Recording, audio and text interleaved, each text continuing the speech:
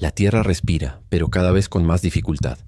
El cambio climático no es futuro, es presente. Quien menos contamina es quien más sufre. La justicia climática es urgente.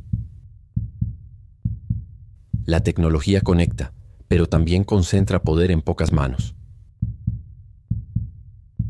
El mapa de la riqueza coincide con el mapa de la contaminación histórica. Los problemas globales son usados como armas geopolíticas. El bien común queda atrapado en disputas de poder. Las migraciones no son un delito, son la respuesta humana al colapso. El mapa no está escrito en piedra, podemos redibujarlo. El futuro depende de lo que hagamos hoy.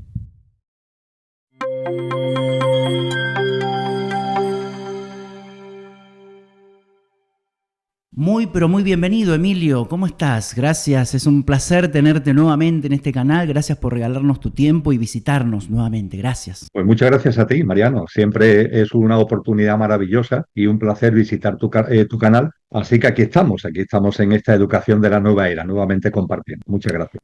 Gracias. Y bueno, hoy nos convocan 5 temas muy, pero muy importantes de mayor preocupación en la humanidad, según una investigación que estuvimos haciendo. Antes, déjame decir, Emilio, y a toda la gente que cuando este canal sufrió un reseteo, una censura en enero del 2025, ha sido una persona que estuvo ahí, muy presente, junto con todo el equipo de Conciencia y Sociedad Distópica, y he sentido de manera muy profunda el apoyo a no abandonar esta función de seguir compartiendo a través de esta plataforma. Y así fue, de a poco el canal se está recomponiendo. Invitamos a todos los que están viendo este vídeo a visitarlo, y te quería agradecer a ti y a los amigos del equipo por el apoyo y la motivación a continuar. Por eso te quería preguntar que nos gustaría saber próximos pasos del proyecto, los frutos que ha dado hasta el momento. He visto que hay una nueva convocatoria que está en marcha, que son los grupos de encuentro. Nos gustaría que nos comentes en qué consta este relanzamiento, esta nueva convocatoria de los grupos de encuentro, en el tiempo que tú consideres necesario. Pues antes que nada,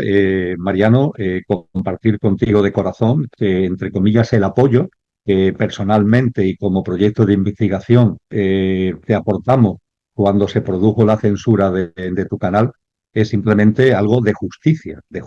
Es simplemente algo justo el apoyarte, porque lo que se hizo fue algo radicalmente injusto. Y algo injusto que tiene que ver precisamente con la distopía en la que estamos, de la que efectivamente tiene mucho que decir este proyecto de investigación Conciencia y Sociedad Distópica. Yo sé que tú vas a dar información sobre la web del proyecto, lo cual me va a ahorrar entrar en demasiados detalles, porque la web, en cuanto que se entra en ella, tiene un resumen de lo que el proyecto ha hecho en el primer sexenio de su vida, 2018, verano del 2018, verano del 2025. Ahí se encuentra recogido todo lo que hemos hecho desde el punto de vista de actividades, congresos internacionales, biblioteca con la publicación ya de 11 libros, la comunidad que tenemos en Telegram, que tiene ya casi 170 artículos publicados, la comunidad que hemos puesto en marcha en Instagram. Pero yo lo resumiría de la siguiente manera. Cuando lanzamos el proyecto en el verano del 2018,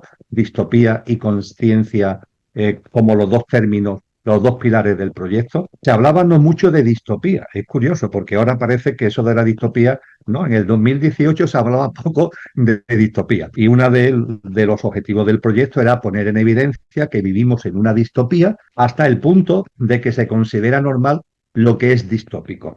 Ha llovido desde entonces y hoy creo que el término distopía ha calado, y creo que eso es bueno desde el punto de vista no de la distopía, por favor, sino desde la toma de conciencia. Y el segundo pilar, que es la conciencia, es lo que yo diría que tenemos que seguir afianzando, porque ante la distopía la respuesta no puede ser ni el victimismo ni el derrotismo, sino que tiene que ser la conciencia. Y dentro de esta respuesta, aparte de todas las iniciativas que llevamos a cabo, tenemos en el calendario posiblemente para el 2027 un nuevo congreso internacional, seguir comunicando a través de nuestras comunidades en redes sociales, seguir impulsando la biblioteca del proyecto, etcétera, etcétera. También eso está resumido en la web con una especie de objetivo, que es lo que llamamos la Agenda 2033, porque si ellos tienen la Agenda 2030 de la que vamos a hablar, creo que nosotros en Conciencia tenemos que tener una agenda que transcienda la 2030, y le hemos puesto el nombre de 2033.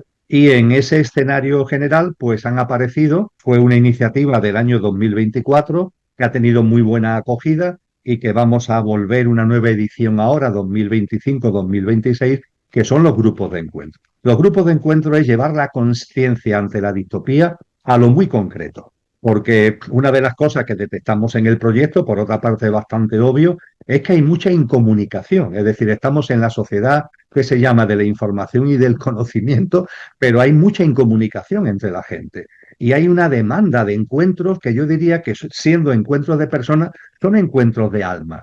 Y a partir de ahí estos grupos de encuentro con temáticas distintas para que cada cual en función de sus preferencias pueda centrarse en un asunto o en otro, pues con temáticas distintas, pero tienen siempre ese telón de fondo, un encuentro de almas en torno a la conciencia y en torno a una reflexión conjunta que lógicamente tiene un coordinador, como es en tu caso en el grupo de encuentro que tú encabezas, pero donde se intenta de alguna manera incentivar la participación, la reflexión en común, etcétera, etcétera. Y es lo que ya te digo, hemos puesto en marcha en el curso 24-25 y ahora nuestra intención a partir de octubre precisamente es volver a ponerlo en marcha para el curso 2025-2026. Pero bueno, tú has sido más activo que yo en cuanto a los grupos de encuentro porque diriges uno de ellos, así que seguro que incluso puedes aportar más de lo que yo acabo de compartir. En mi caso el grupo está activo y culminará el 20 de diciembre, ¿no? En esa fecha llegaremos a 19 encuentros. Estamos ahí desde abril juntándonos sábados por medio. Así que muy feliz de formar parte de la iniciativa y también felicitaciones por a partir de octubre se van a lanzar diferentes temáticas. Invitamos a todos a visitar la web, que ahí están todos los detalles para inscribirse, ¿no? La web la están viendo en pantalla,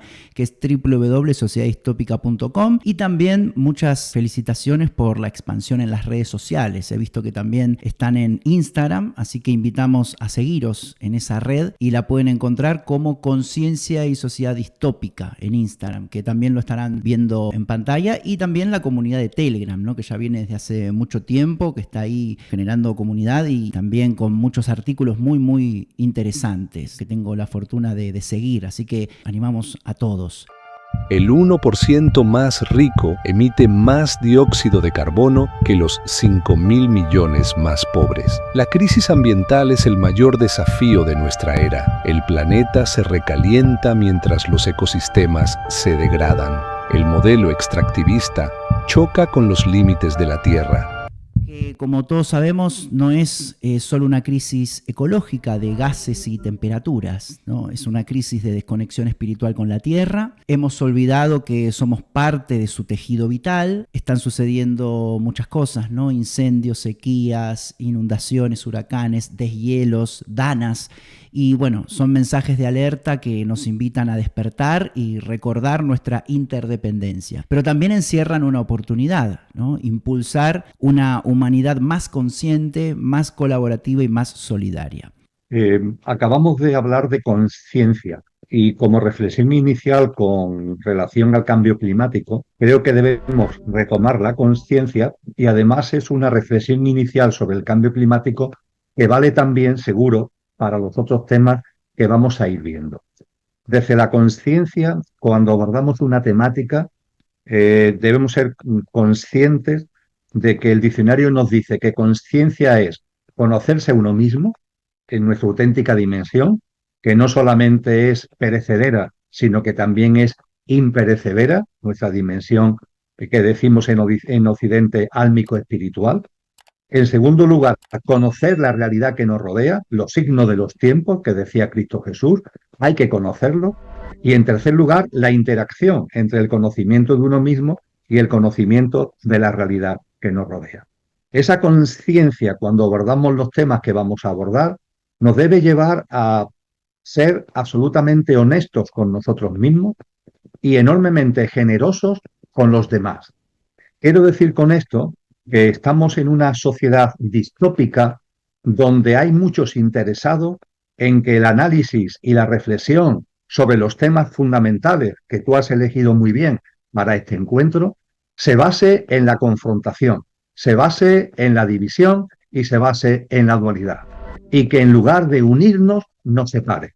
Lo cual tiene bemoles, es decir, que reflexionar sobre los grandes temas que tenemos por delante, individual y colectivamente, en lugar de unirnos, nos divida y nos separe, tiene bemoles. Pero es lo que ellos quieren, es lo que ellos pretenden.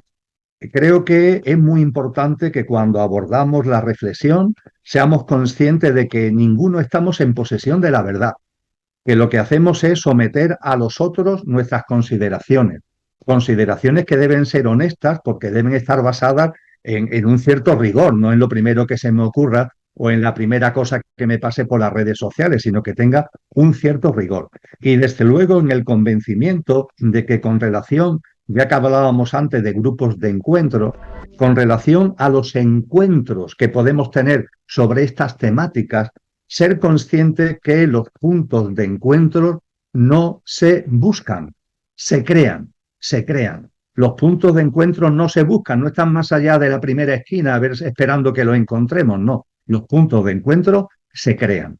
Dicho esto, como hipótesis para la consideración de aquellos que nos escuchen, en el proyecto Conciencia y Sociedad Distópica hemos publicado un texto monográfico sobre el cambio climático, que tiene como título precisamente El cambio climático, una aproximación consciente. Creo que en ese texto se pone, evidentemente de manifiesto, se pone, y lo sometemos, insisto, al discernimiento y el sentido común de cada cual, de que el cambio climático es un fenómeno multifacético, multicasual. No hay una única causa, punto primero. Y punto segundo, siendo un fenómeno multicasual, es indudable que la mano del ser humano está influyendo cada vez más en lo que llamamos cambio climático. Y claro, cuando hablamos de la mano del ser humano, también hay que afinar un poquito más, porque es la mano del ser humano, pero a través de un sistema socioeconómico que es depredador. La hipótesis para la consideración de que estamos en un sistema depredador lo puso ahí sobre la mesa ni más ni menos que Albert Einstein. Que yo sepa, fue el primero que señaló este sistema como depredador y a partir de ahí como un sistema depredador que afecta en general al medio ambiente y al hábitat de supervivencia de la humanidad más específicamente. Dicho esto, cuando percibimos que el fenómeno del cambio climático es multicasual, pero que el sistema depredador, la mano del ser humano, está incidiendo cada vez más, evidentemente es una oportunidad para la conciencia, porque es una oportunidad para darnos cuenta que efectivamente, entre todos, unos más y otros menos, hemos generado una dinámica de vida, hemos generado un sistema que se está revolviendo contra la vida en general y contra la propia vida humana en particular. Y en este sentido, no alimentar ni la confrontación ni el debate. Esto no va de afirmacionistas contra negacionistas y negacionistas contra afirmacionistas. Esto va de tomar conciencia. Una toma de conciencia, además, también va a aparecer esto, Mariano, seguro, que en los otros temas, que personalmente me lleva a darle poca credibilidad y a tener casi nula confianza, por no decir nula absolutamente, con los poderes públicos. Es decir, no creo que los poderes públicos de verdad vayan a hacer nada ante esto que estamos llamando en general cambio climático. Todo lo contrario, los que dominan a los poderes públicos, porque hay una minoría de la población mundial que dominando el sistema socioeconómico también domina el entramado político institucional, de modo y manera que políticos, partidos, gobiernos están bajo los dictados de esa minoría.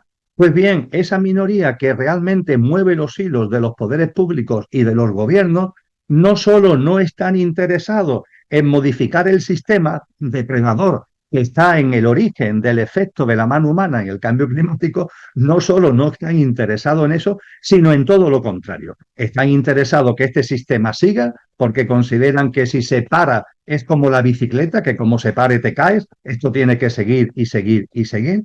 Y junto con eso están también obsesionados por sacar lucro de los efectos del cambio climático, lo cual es el no va más. Es decir, no solamente no se actúa ante el sistema socioeconómico, que es una de las causas que está en el cambio climático, sino que además, para colmo, se intenta que ese sistema se lucre a través del cambio climático. Y esto lo estamos viendo con el lanzamiento de unos sectores verdes que realmente están siendo promovidos por las propias corporaciones transnacionales que están detrás del sistema socioeconómico y que han visto que la etiqueta de verde mira por dónde le puede dar negocio cuando realmente de verde no tienen absolutamente nada, sino todo lo contrario, que están aprovechando lo teóricamente verde para destrozar más la naturaleza, cosa que está pasando, pongamos por caso, con las grandes implantaciones de placas solares, que no solamente en España, sino en muchos sitios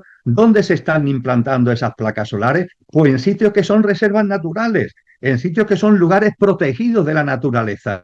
Pero ¿tiene sentido decir que promovemos unas nuevas energías para, de alguna forma, preservar la naturaleza y la propia instalación y el funcionamiento de esas energías conlleva la destrucción de la naturaleza? Esto es uno de los muchos ejemplos que podemos poner de manifiesto para no caer en el engaño. Y claro, yo me encuentro que los afirmacionistas, por así decir, del cambio climático, no se dan cuenta que los poderes públicos le importa un bledo y que ninguno de los poderes públicos está poniendo el dedo en la llaga del sistema socioeconómico, que es una de las razones fundamentales de esa mano humana que incide, entre otras cosas, en el cambio climático, pero es que tampoco se dan cuenta de la utilización torciocera que están haciendo de los efectos del cambio climático aquellos que teóricamente hablan de ellos. Y los negacionistas, a su vez, donde ponen el acento es en el cómo esas corporaciones transnacionales están sacando de sitio y están utilizando lo que llaman cambio climático para sus beneficios económicos y empresariales. Y entonces arremeten contra los afirmacionistas. Finalmente, ¿qué nos encontramos? Una especie de pelea de barrio, de estas que ahora se han hecho famosas en las televisiones, ¿no? De tertulianos, donde aquí cada cual dice un poco lo que le da la gana, pero donde la realidad es que el efecto dañino sobre la naturaleza continúa y continúa. Y ante esto, ¿qué hacer?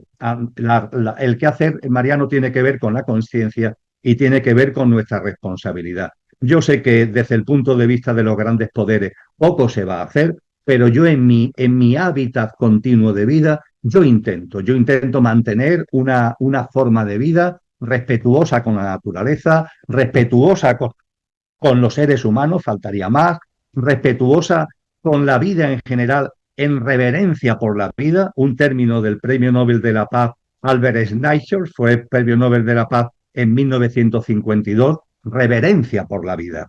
Creo que lo que estamos viendo, ¿no?, que llamamos cambio climático, este daño a la naturaleza en conciencia, nos debería alentar a tener reverencia por la vida en todas sus manifestaciones, en todas sus expresiones, que esa reverencia por la vida nos traiga paz, porque cuando se reverencia la vida, también nos inunda la paz. El virus de la violencia que está tan presente en la sociedad distópica se va como diluyendo. La reverencia por la vida es un gran disolvente del virus de la violencia que aparece antes que nos demos cuenta. No solamente son las guerras, es mi deseo a veces de convencer a los demás y de imponer mi criterio y de que yo tengo razón. Eso también es violencia a distinto nivel, pero eso también es violencia. Y yo creo, por tanto, que todo lo que tiene que ver con el cambio climático es una oportunidad de conciencia que debemos llevar al terreno de la responsabilidad personal y que ese terreno de la responsabilidad personal se plasma en una dinámica de vida de reverencia por la vida,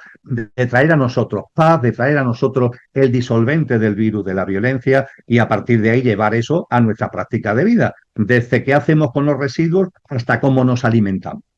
También, bueno, además de buscar confrontación y hacer bandera de lo verde, ¿no? Esto que estuve apuntando, lo que mencionabas. La pelea dual, esta de que alguna vez hablamos también, Emilio, esto de que están los que siguen a la élite, los que no la siguen, pero a la vez entre los dos se pelean, pero también quedan pillados ahí, entonces aparecen los que están de un lado y del otro, pero en definitiva están bajo el mismo manto. Y también nos dicen una y otra vez que las crisis que vivimos son inevitables, como si fueran tormentas naturales que no se pueden detener, pero la verdad es otra, ¿no? Las crisis son el resultado también de decisiones humanas. El factor humano es muy importante. Modelos políticos y económicos que eligieron priorizar el lucro, ¿no?, el negocio sobre la vida. Si lo construimos así, también podemos transformarlo, ¿no? Por ejemplo, los jóvenes. Los jóvenes heredan un planeta degradado, heredan deudas ecológicas y sociales que no pidieron Y sin embargo, son ellos quienes levantan banderas del cambio, quienes marchan por el clima, se están viendo muchas manifestaciones, imaginan nuevas tecnologías, saben usar las nuevas tecnologías, no aceptan esto de que es inevitable y no hay alternativa.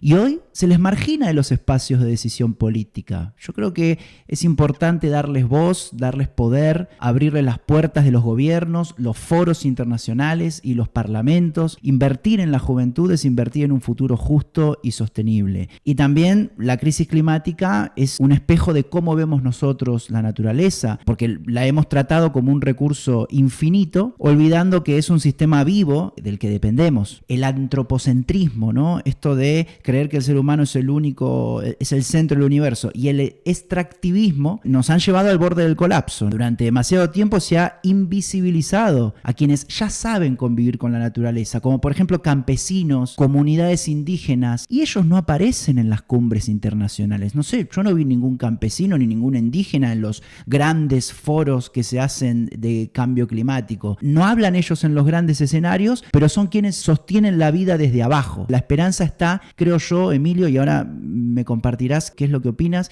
pero amplificar esas voces. Los jóvenes, las personas que ya viven en consonancia con la naturaleza, proteger sus territorios, aprender de sus saberes. Los indígenas saben mucho de la naturaleza y de los ciclos, cómo funciona lo natural, porque viven de ella. Pero el futuro no se va a construir solo desde Silicon Valley o Davos, sino también desde las comunidades que resisten y crean en silencio. No son escuchados, pero crean en silencio.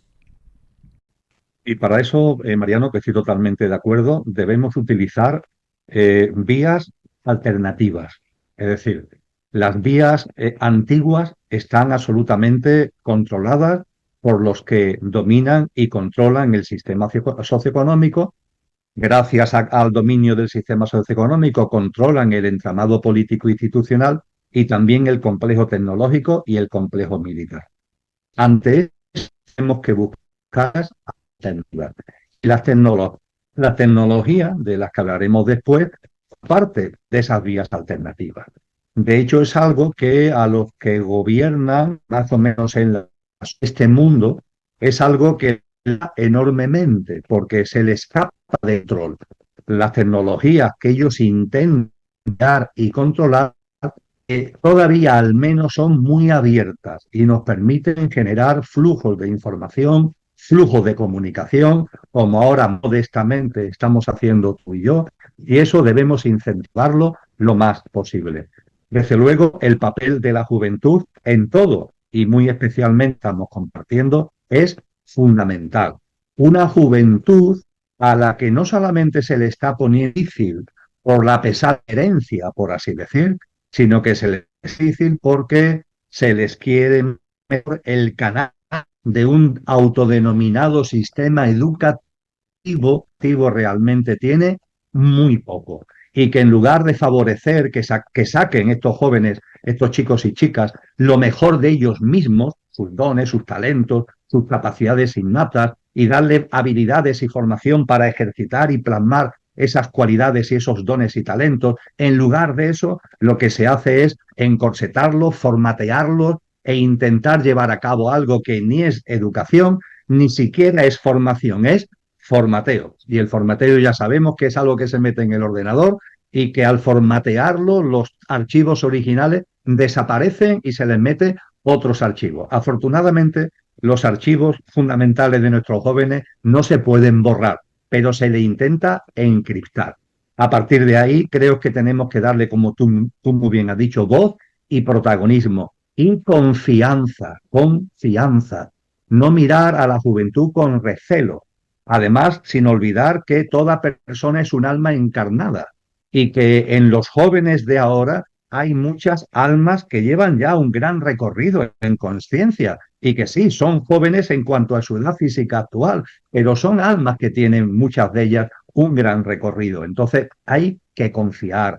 A los padres y a las madres les invito en particular a que no pretendan que sus hijos sean lo que ellos quieren que sean, sino que les ayuden a ser lo que son, que les ayuden a ser lo que son. El sistema educativo, que yo conozco muy bien porque he estado más de 3 décadas dando clases en la universidad, sucede exactamente lo mismo. La llamada a los docentes a los maestros, maestras, profesores, profesoras, a que no se apague la llama de la educación. El sistema intenta apagarlo. Que no se apague la llama de la educación, que mantengamos esa vocación, que mantengamos esa llama activa, ayudando a los chicos y chicas, repito, a que sean lo que son, ejercitando, sacando y poniendo en valor, porque le vas a beneficiar a ellos, pero nos va a beneficiar a todos lo que son sus dones y sus talentos. Es fundamental lo que acaba de compartir Mariano con relación a la juventud. Y a partir de ahí, por supuesto, no solamente la juventud. Esto es una tarea compartida en la que todos tenemos cosas que hacer y en la que todos podemos aportar nuestra grano de arena, viéndonos como almas que vamos caminando de la mano, que estamos aquí encarnadas a la vez en este maravilloso plano humano, ese maravilloso plano humano que los que detestan al humano de verdad, esos que dominan este sistema, detestan la vida, detestan la verdadera vida humana, nos quieren deshumanizados, nos quieren desnaturalizados, y a partir de ahí la respuesta es la conciencia. No hace mucho falleció ese gran, para mí, sin duda, sabio chileno, que fue Gastón Sublet.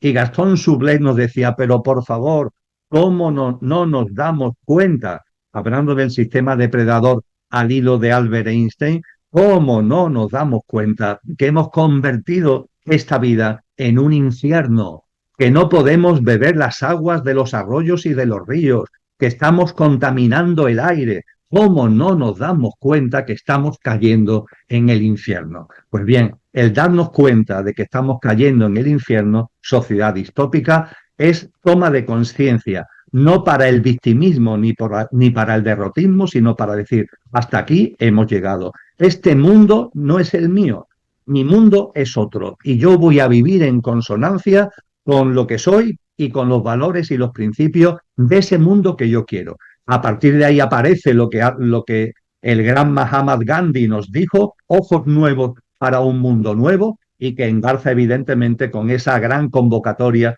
que nos hizo Cristo Jesús a nacer de nuevo en lo individual y nacer de nuevo en lo colectivo. También estuve viendo algunos temas vinculados con la justicia climática, ¿no? Porque estamos ante la mayor incoherencia de nuestro tiempo, ¿no? El norte global, responsable de casi la mitad de las emisiones históricas, y también habla de una transición verde, mientras traslada la carga al sur global, porque ellos extraen el litio de los Andes, el cobalto del Congo, el níquel de Indonesia, se extraen con explotación laboral, con contaminación. Mientras tanto, Europa y Estados Unidos presumen de ser verdes, están haciendo un extractivismo maquillado, ¿no? Entonces no es una verdadera transición. Así que, bueno, esa injusticia climática también hay que señalarla. Ojalá como humanidad podamos dejar atrás el discurso de la catástrofe inmutable y pasar a la práctica de la responsabilidad compartida. Podamos abrir espacio a los jóvenes y garantizar que la educación eduque, ¿no? Para transformar, no solo para obedecer, y que podamos reconocer a la tierra como un organismo vivo y aprender de quienes siempre supieron cuidarla, ¿no? Podamos redefinir lo que significa el progreso y reemplazar el mito del crecimiento infinito por la búsqueda del bienestar común, ¿no? Y finalmente podamos saldar esa deuda ecológica con el sur global, construyendo un camino de justicia climática. Emilio. Esa injusticia que tú señalas muy bien, con la que evidentemente estoy de acuerdo porque es una obviedad histórica y una obviedad en el momento presente, influye en muchísimos ámbitos y desde luego influye en todo lo que tiene que ver con el clima en general. Y no solamente desde el punto de vista de la injusticia, de que aquellos países que históricamente más han contaminado ahora señalen con el dedo a los países que están en un proceso de desarrollo, que es proceso de desarrollo porque los desarrollados lo han llamado proceso de desarrollo y porque es el camino que han enseñado los países desarrollados. Y es curioso que, habiendo sido el camino que ellos señalan, ahora le ponen peros al camino que ellos mismos han seguido y que están instaurando y que están imponiendo a nivel mundial. El contrasentido es absolutamente tremendo, pero es que la injusticia llega a más, porque las tecnologías de las que vamos a hablar ahora están llevando a que la tecnología y la carrera armamentística cada vez mayor que hay en el mundo está llevando a que el extractivismo, una minería que parecía, entre comillas, encauzada, es decir, limitada y encauzada, se ha salido por completo de madre por la necesidad de acceder a eso que llaman tierras extrañas y como sea, a minerales al coste que sea, independientemente del daño que se está haciendo a comunidades humanas y el daño que se está haciendo a la naturaleza. Y es más, esa expoliación de tierras extrañas y de determinados materiales está provocando, por los conflictos de intereses económicos, conflictos bélicos en gran parte de los países que llamamos subdesarrollados o en vía de desarrollo. En el caso de África hay una serie de países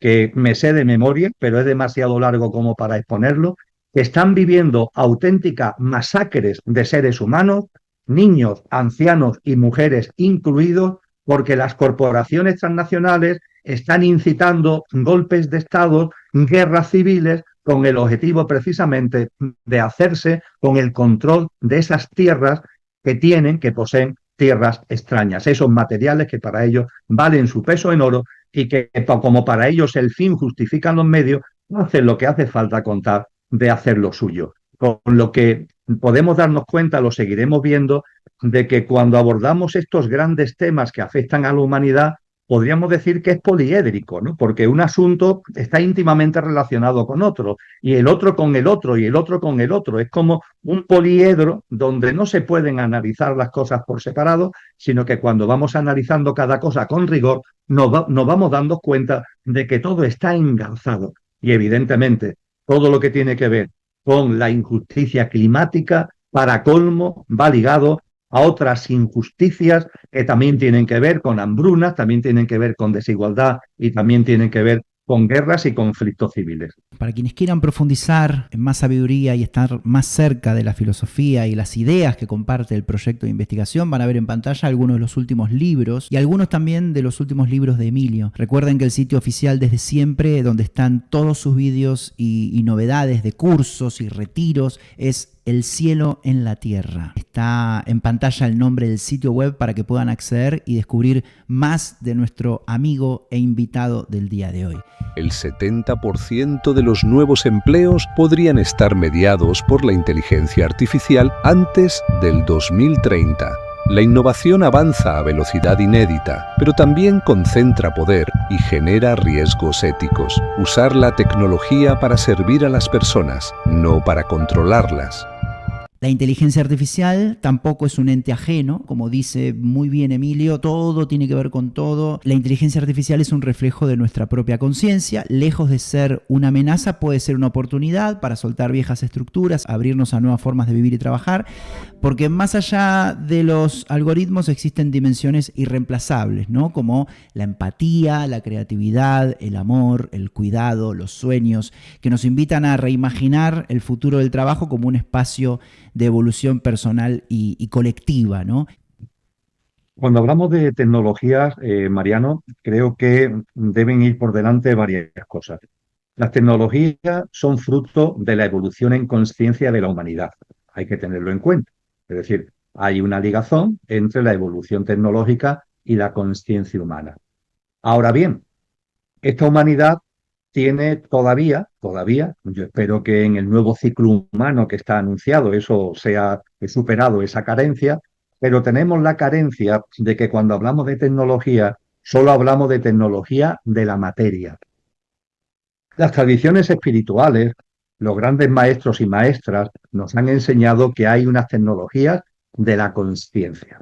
Es decir, que el ser humano, cada uno, y la humanidad como colectivo, tenemos una serie de capacidades y de facultades que se van haciendo patentes, están latentes y se van haciendo patentes en la medida en que vamos expandiendo nuestra conciencia y evolucionando espiritualmente. Como no se trata ahora de entrar de lleno en esto, pongo como ejemplo una película. La película El planeta libre. Una película que está libre, de libre acceso, actualmente en las redes sociales y en YouTube. Ahí se puede ver con toda tranquilidad. Y ahí podemos ver que hay como una humanidad que ha dado ya el salto evolutivo a la nueva humanidad que nos han enseñado, que nos han dicho que llegará exactamente cuando corresponda, que utilizan, por ejemplo, para viajar de un planeta a otro, utilizan la tecnología de la consciencia. Me quedo ahí, pero no quería dejar de hacer referencia a esta tecnología de la consciencia que, por supuesto, en ningún momento violenta la vida, porque las tecnologías de la materia en demasiadas ocasiones experimentan con la vida de seres vivos, o experimentan y manipulan la vida, cosa que la tecnología de la conciencia nunca, por supuesto, va a hacer. Dicho esto, en segundo lugar, creo que tenemos que ser conscientes de que las tecnologías, surgiendo de la propia evolución en conciencia de la humanidad, aun con la carencia que acabo de compartir, las tecnologías tienen como amenaza a la humanidad no la que se nos está vendiendo como fundamental, que nos está diciendo que, por ejemplo, es un peligro porque las tecnologías pueden adquirir una autonomía y revolverse contra el ser humano, revolverse contra la humanidad. No, no. El principal peligro, entre comillas, que tienen las tecnologías no es que nos coman, sino que nosotros nos metamos en ellas y nos convirtamos en una pieza más de las mismas. Este para mí es el gran riesgo de las tecnologías. No que ellas nos coman, sino que nosotros, repito, inconscientemente nos vayamos metiendo en el entramado tecnológico sin darnos cuenta que nos estamos convirtiendo en una pieza más, en un engranaje más, en un terminal más de ese enorme entramado. La película Matrix, de finales del siglo XX, creo que de 1999. En la película Matrix, los seres humanos están enchufados, aquí en la nuca, tienen unos cables que los enchufan a una realidad virtual. Es mentira, porque viven en medio de una distopía horrorosa, pero al estar enchufados en la realidad virtual, pues creen que de hecho están viviendo lo que realmente no están viviendo. Son como zombies, son prácticamente muertos vivientes. La película Matrix es emblemática, ha marcado un hito con relación a esto. Pues bien, yo diría que la situación en la que estamos en el 2025 se empieza a parecer a Matrix, pero como las tecnologías han evolucionado, ya no tenemos unos cables aquí, sino que estamos conectados al sistema virtual cada vez más inalámbricamente. Y a esa conexión inalámbrica, hombre, que si somos conscientes se le puede sacar partido en términos de conciencia, aquí estamos tú y yo usando modestamente las tecnologías en términos de conciencia, pero que cuando no se tiene levantada la bandera de la conciencia, se corre el grave riesgo de que tú mismo te metas en el sistema, estés enchufado inalámbricamente al sistema y te crees que estás viviendo cuando realmente no estás viviendo. Te has convertido en un superviviente en medio de un gran entramado tecnológico que lo que hace es convertirte en un ser no humano, sino infrahumano, en lo que tiene que ver mucho el transhumanismo. El ser humano que se mete en el sistema, que además va metiendo a sí mismo implantes, sensores, chips, híbridos, etcétera, etcétera, y realmente olvidando nuestra dimensión imperecedera álmico espiritual y viviendo de una forma evanescente y absolutamente superficial.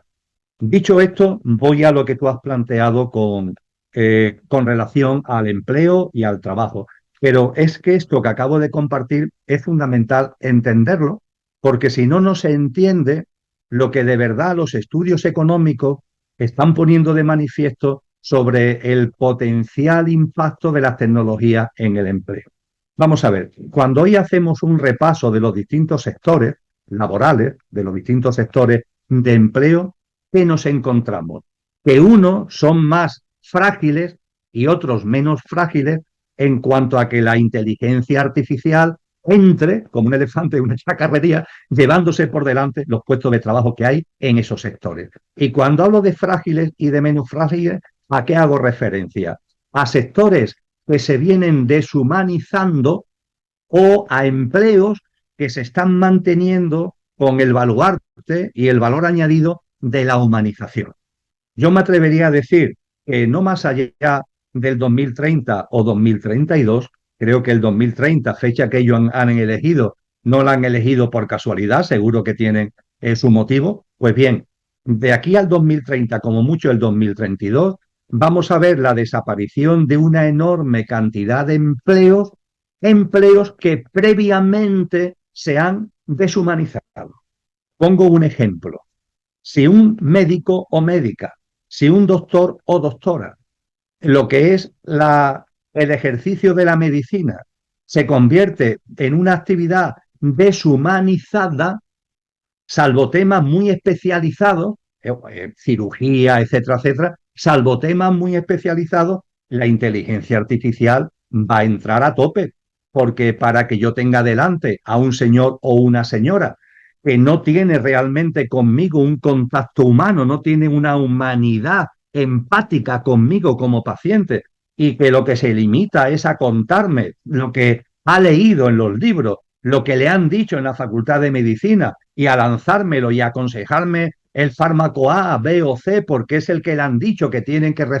Para eso mucho mejor la inteligencia artificial, porque va a tener mucha más capacidad de barrer información, de barrer datos y de darte lo que ese doctor o doctora que se ha olvidado de la humanidad en el ejercicio de la medicina, pues te puede aportar. Pongo ese ejemplo. Si lo que queremos, pongamos por caso, es que cuando vamos a un supermercado, lo que queremos es simplemente a la hora de pasar por caja, es algo muy rápido y donde simplemente pli, pli, pli, se vayan pasando los productos, nos den la factura y nosotros en efectivo o no, cada vez más, con tarjeta de crédito paguemos, la inteligencia artificial va a entrar a mansalva en eso. Pero si yo como cliente, yo sí valoro que haya una persona en caja que me saluda y a la que yo saludo, y que esa persona además, como yo suelo ir al sitio con cierta frecuencia y soy un cliente entre comillas habitual, pues yo ya más o menos, aunque ella a mí no me conozca, esa persona, porque somos muchos los clientes, pero ya esa persona la conozco y hasta cierto punto ha formado parte, ha pasado a formar parte de mi vida. Si mantenemos en el empleo la relación empática y humana, podríamos decir que eso es un seguro para el empleo. Si el empleo se deshumaniza, la entrada de la inteligencia artificial va a ser completa porque va a hacer el trabajo mucho mejor que el trabajador que ya deshumanizado lo estaba llevando a cabo. Esto puede parecer algo muy teórico, pero yo le diría a las personas que están viendo este vídeo que repasen su vida cotidiana, que repasen. Hablábamos antes de la educación, por ejemplo. Claro, si la educación es puro formateo, si la educación son simplemente unos planes de estudios que hay que implantarle a los chicos y a las chicas de la manera que sea, etcétera, etcétera, pues evidentemente eso un robot dentro de un tiempo lo podrá hacer magníficamente. Si estamos hablando de una relación empática con el niño, con la niña, con el joven, si estamos hablando de eso, no, porque ahí hace falta un componente humano de valoración de emociones, de valoración de esos dones o talentos que podemos tener y que hay que poner en valor. Entonces, si estos componentes humanos vamos quitándolo de en medio, que es lo que se viene haciendo, por cierto, en muchísimos sectores, eso es ni más ni menos que preparar el terreno para que la inteligencia artificial entre abruptamente destruyendo multitud de empleos. Podríamos poner ejemplos de abogados, podríamos poner multitud de ejemplos, Mariano, que inciden exactamente en lo mismo. Si me permites, hasta este tipo de cosas. Es decir, si se trata de lo que aparecemos aquí en pantalla, ¿no? En una conferencia, bueno, pues qué más da que tú y yo fuéramos dos avatares, ¿eh? Si lo que vamos a compartir es, en definitiva, una serie de datos, de información, pues posiblemente dos avatares cruzarían datos y a la gente le daría una información, pero creo que tú y yo estamos poniendo en valor algo que un avatar no puede hacer, que es lo que tiene que ver con lo humano, no con lo infrahumano, con lo humano como perfecta conjunción de lo perecedero y de lo imperecedero. Y esta parte imperecedera, esta dimensión álmico-espiritual, esta esencia divinal, como decía San Juan de la Cruz, que tenemos y que tenemos que potenciar y que tenemos que plasmar, es lo que le da el valor añadido que sin duda ninguna la inteligencia artificial nunca va a tener. Hoy, precisamente antes de tener contigo el encuentro, Mariano, no es santo de mi devoción, la verdad, pero leía una entrevista con Yuval Harari. Y Yuval Harari, en esa entrevista, la puedes encontrar seguro en redes, porque yo la he leído esta misma tarde, Dice, nos quieren, ojo, porque nos quieren convencer que la inteligencia artificial tiene conciencia y no la tiene. No es verdad que la tenga. Puede aparentar que la tenga, pero no la tiene. Y eso no lo dice Yuval Harari, eso ahora lo digo yo. No lo tiene porque no tiene el componente imperecedero que sí tenemos los seres humanos. Es que la conciencia no tiene que ver con el cerebro, es que la conciencia no tiene que ver con el conocimiento. La conciencia, como hemos dicho desde el principio, es mucho más y eso es lo que tenemos que poner en valor. Sí, sí, totalmente. Los robots pueden ser programados con infinidad de datos, pero nunca le van a poder depositar en el robot un alma, ¿no? Un alma, una conciencia, ¿no? Porque eso es algo mucho más elevado. Y además, Emilio, la inteligencia artificial está muy monopolizada por sus productores, lo cual conduce también a mayor desigualdad, que es el próximo tema que vamos a ver. Porque vivimos en un mundo donde la tecnología promete democratizar el acceso a servicios esenciales, pero en la práctica ocurre lo contrario. La inteligencia artificial concentra el poder en manos de unas pocas corporaciones gigantes, como son OpenAI, Google, Microsoft, Meta y Amazon. Estas 5 compañías controlan los modelos de inteligencia artificial más avanzados. ¿Qué significa esto? Son ellos quienes deciden quién accede, bajo qué condiciones y a qué costo. Entonces, gobiernos pequeños, universidades sin recursos o pymes innovadoras van a quedar en clara desventaja. Y además también se hacen del nuevo petróleo. Son nuestros datos personales. Meta controla la comunicación global a través de, conocemos todos, ¿no? WhatsApp, Instagram y Facebook. 3 grandes monstruos de la comunicación global.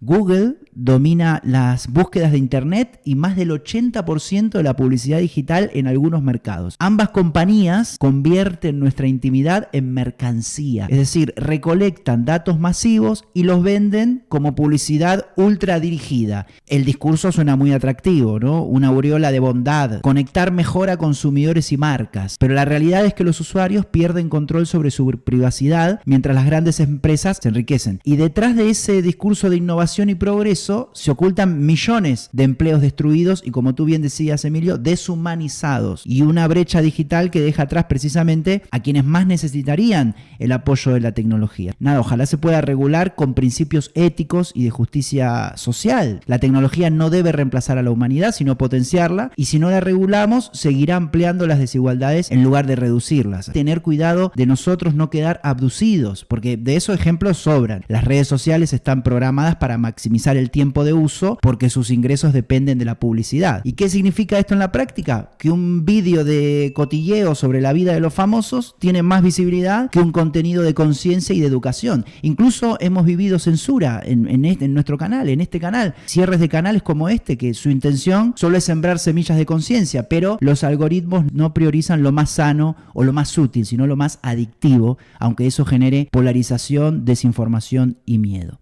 Como suscribo lo que has compartido y finalmente nos lleva también a nuestra propia responsabilidad, que es lo que nunca debemos olvidar, que cada uno tenemos también nuestra responsabilidad. En última instancia, del uso de las tecnologías que yo hago, el responsable soy yo.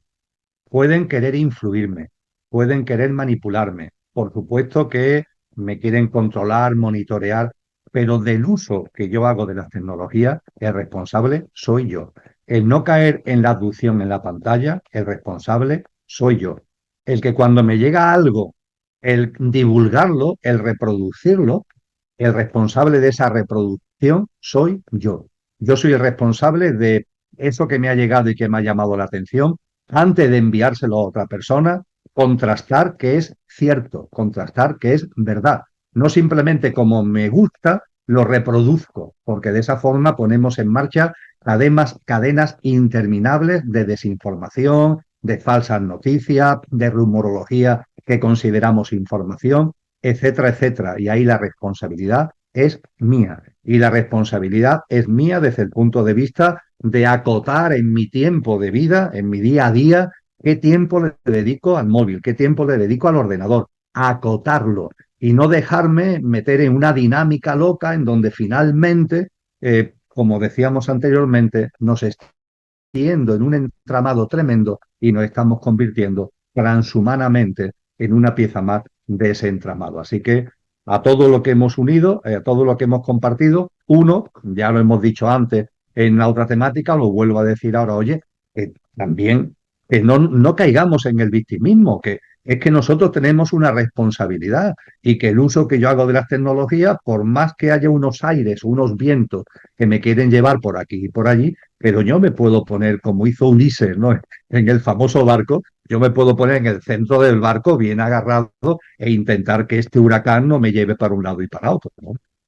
Hoy, 26 personas poseen más riqueza que 3.800 millones de seres humanos. Las brechas de riqueza, poder y oportunidades marcan la vida de millones. La desigualdad no es natural, es el resultado de decisiones políticas y económicas.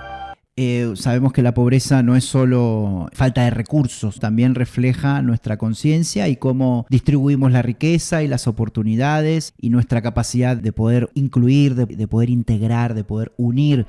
Y la desigualdad nace de la ilusión de separación, de creer que podemos prosperar sin cuidar al otro, sin empatizar y sin colaborar. Y superarla implica reconocer que la verdadera riqueza no está en lo que poseemos, sino en lo que damos.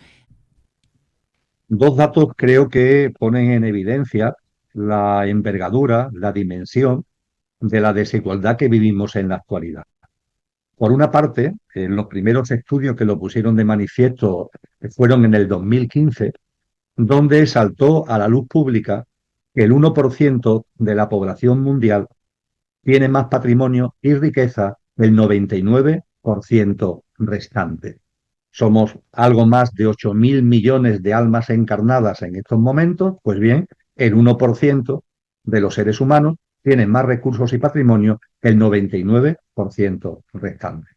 Cuando entramos en esa estadística y la analizamos con detalle, no es difícil llegar a la conclusión de que hay un error de cálculo, porque no es el 1%, es el 1% del 1% el que tiene el 99% del patrimonio y de la riqueza del planeta. Estamos hablando de un número muy reducido de personas.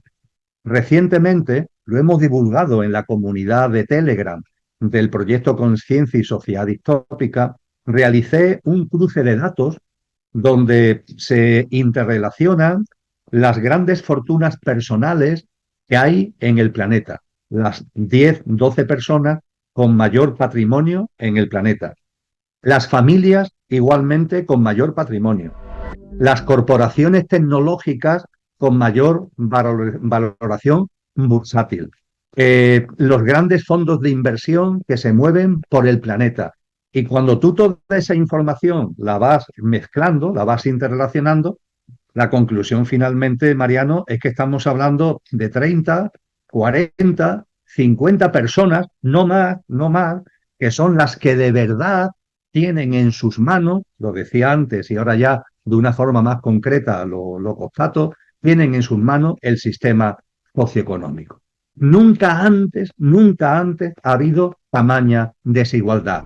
Y nunca antes los imperios que siempre han existido, que es el imperio romano, que es el imperio español, que es el imperio británico, siempre han existido imperios, pero ahora hay un nuevo tipo de imperio, el imperio de las megacorporaciones transnacionales, que son realmente las que dominan el mundo junto con esa minoría de personas. De hecho, estas megacorporaciones, sus paquetes accionariales pertenecen a esta minoría de personas y estas grandes corporaciones son un nuevo imperio. Es el imperio que en estos momentos rige en el planeta y que se mueve por el planeta sin barreras, sin límites y con el entramado político institucional a su servicio y a sus órdenes. Este es un dato tremendo que es, a mi juicio, incontestable de la realidad actual. El otro dato también incontestable, los datos que tenemos sobre las hambrunas que hay en el planeta, las personas que cuando se levantan, si es que se levantan, cuando se despiertan, si es que han dormido por la mañana, no saben si van a comer durante el nuevo día, no lo saben. Lo más probable es que no, pero es que no lo saben. Y en esa situación tenemos en la actualidad a casi 900 millones de personas. Hay 2 personas en el mundo que tienen un patrimonio por encima de 400.000 millones de dólares, que tiene, bemole, 400.000 millones de dólares. El primero en llegar a esa cifra fue el célebre Elon Musk.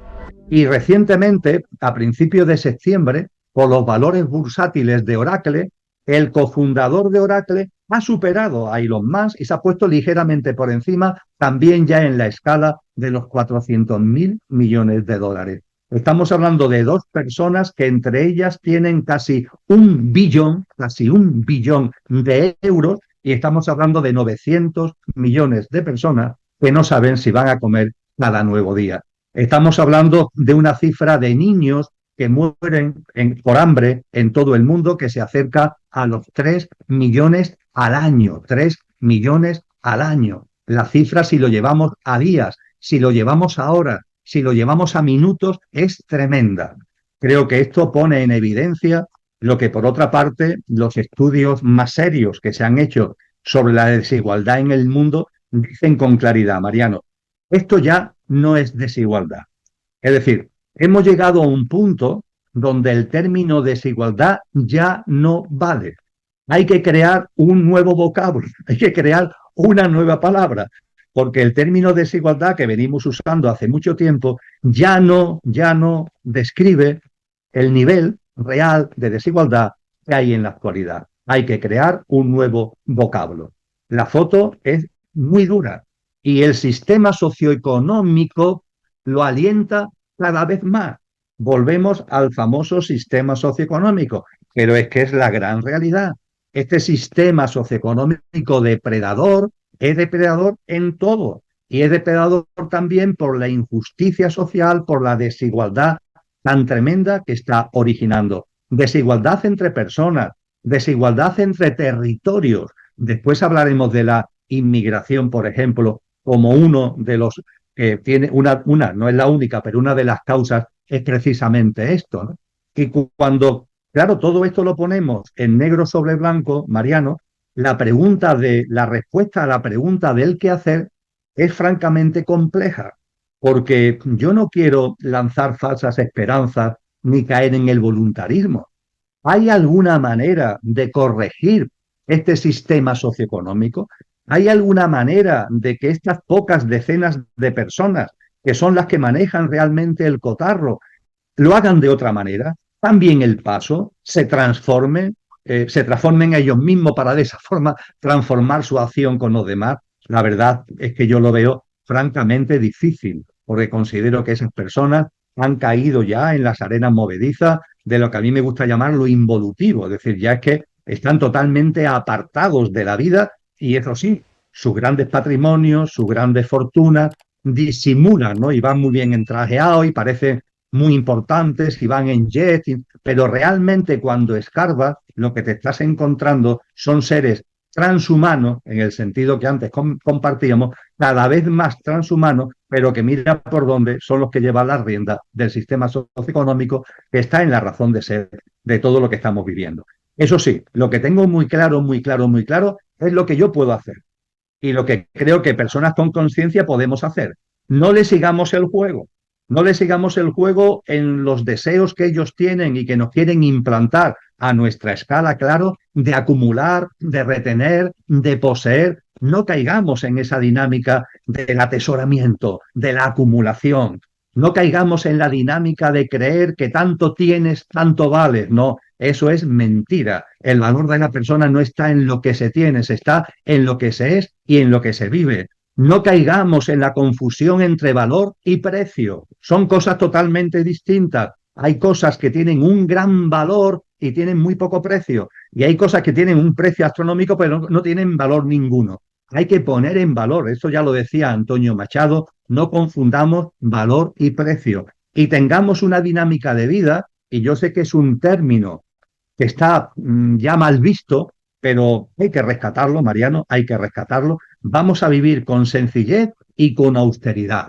Esta es la forma de corresponsabilizarme con lo que está pasando en el mundo. Yo no voy a entrar en la dinámica ni del consumismo, ni del atesoramiento, ni de la acumulación. No voy a confundir valor y precio y además en mi práctica de vida voy a regirme por la sencillez y por la austeridad. Y evidentemente en lo que yo pueda, en mi ámbito limitado, por así decir, en lo que yo pueda aportar, en lo que yo pueda ayudar, en lo que yo pueda de alguna forma hacer llegar algo que a lo mejor no tiene que ser dinero. Si lo tengo, pues a lo mejor sí, pero si no lo tengo, se pueden aportar otras cosas a las personas que lo están pasando mal desde el punto de vista socioeconómico. Yo durante mucho tiempo he estado en contacto con temas de albergues, con grupos que atienden a personas sin techo, que lo están pasando mal, y muchas veces ya no es tanto el euro, entre comillas, que por supuesto en muchas ocasiones es muy bienvenido, sino es simplemente la sonrisa, es la comunicación, es el diálogo,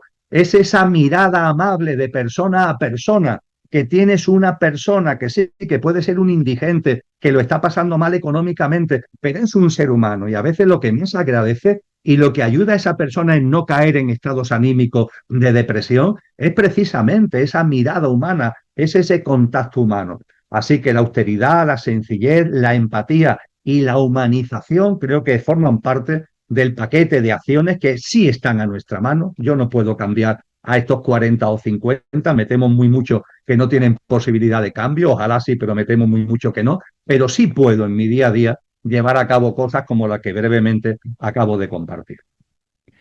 Mientras unos pocos acumulan riquezas y recursos en proporciones impensables, millones de personas quedan excluidas de lo más básico, ¿no? De salud, de educación, vivienda, oportunidades. Y esa exclusión no solo genera frustración y desesperanza, también alimenta la violencia, la polarización, la ruptura del tejido social. Sabemos que un mundo dividido es inevitablemente un mundo inestable, pero hay una verdad que ofrece esperanza. La desigualdad no es un destino, es una construcción política, económica y cultural, y como toda construcción humana puede ser transformada. Algunas salidas concretas se están ensayando. Ahí en el 2021, más de 130 países aprobaron un impuesto mínimo global del 15% a las multinacionales, porque claro, durante décadas y décadas y décadas, grandes corporaciones tecnológicas trasladaron sus beneficios a paraísos fiscales como Irlanda, Luxemburgo, Islas Caimán, evitando así pagar miles de millones en impuestos. Con esta reforma, aunque una empresa mueva su dinero a un país de baja tributación, su país de origen puede cobrar la diferencia hasta llegar a ese 15%, que esto no es solo un ajuste técnico, significa recuperar cientos de miles de millones que podrían invertirse en educación, en salud, en transición ecológica, y que no se entienda, porque siempre que hablamos de esto, algunos dicen, no, bueno, pero ellos son trabajadores, que no se entienda redistribuir con castigar el éxito, sino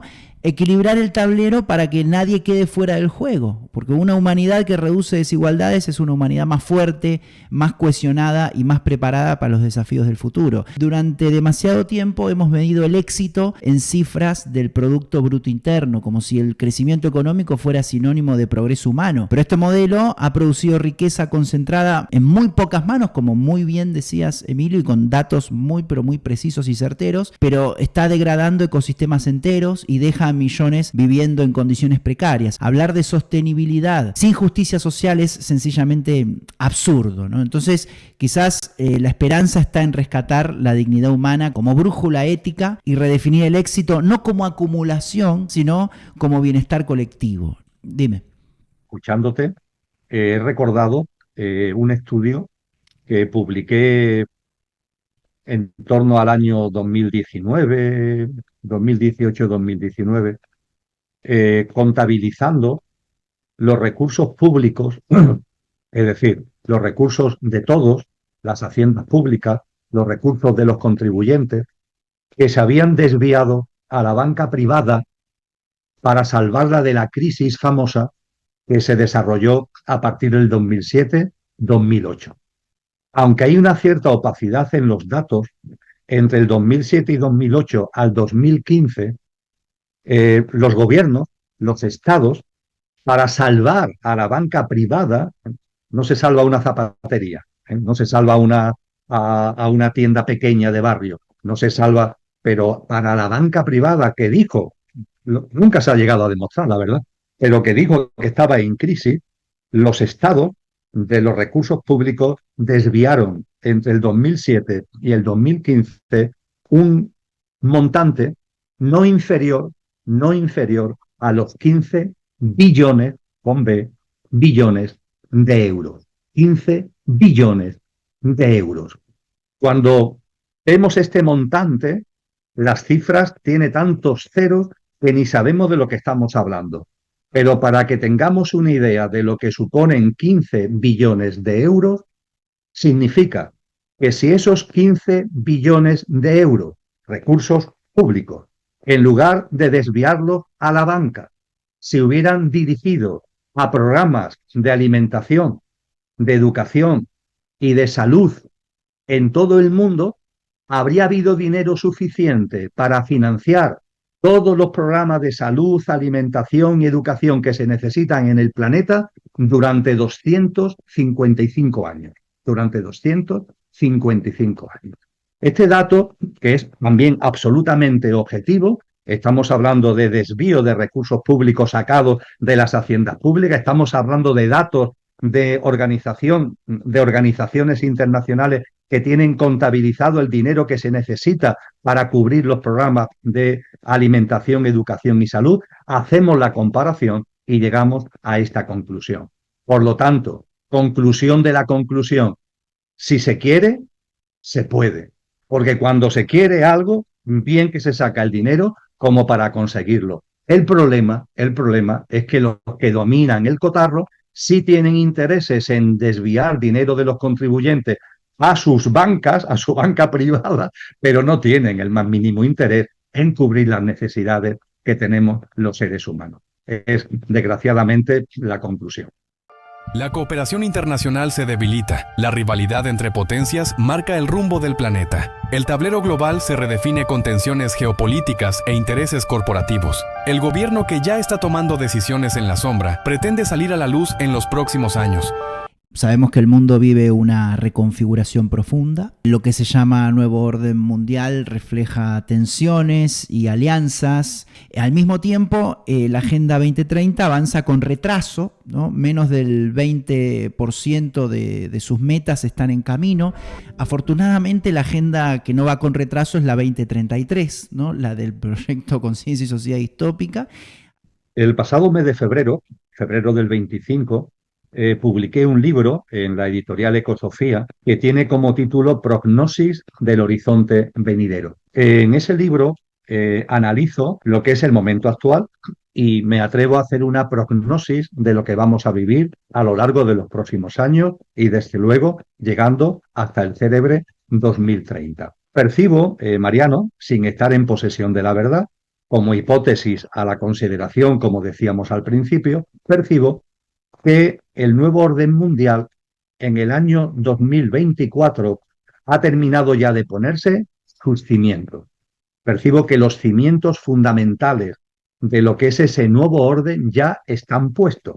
Cuando se va a construir un edificio, la cimentación es muy laboriosa.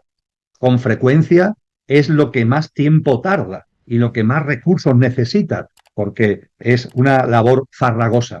Percibo que el 31 de diciembre del 2024 la cimentación del nuevo orden es una realidad. Y que lo que vamos a ver de aquí a 2030, por tanto, en este lustro en el que estamos, 2025-2029, es cómo se van a ir poniendo las plantas de ese edificio. Podríamos decir así, coloquialmente, cada año una planta nueva, una vez que la cimentación ya está hecha, para que en el 2030 se pueda inaugurar el edificio a través del nuevo orden mundial. Cuando hablamos del nuevo orden mundial, exactamente ¿de qué estamos hablando?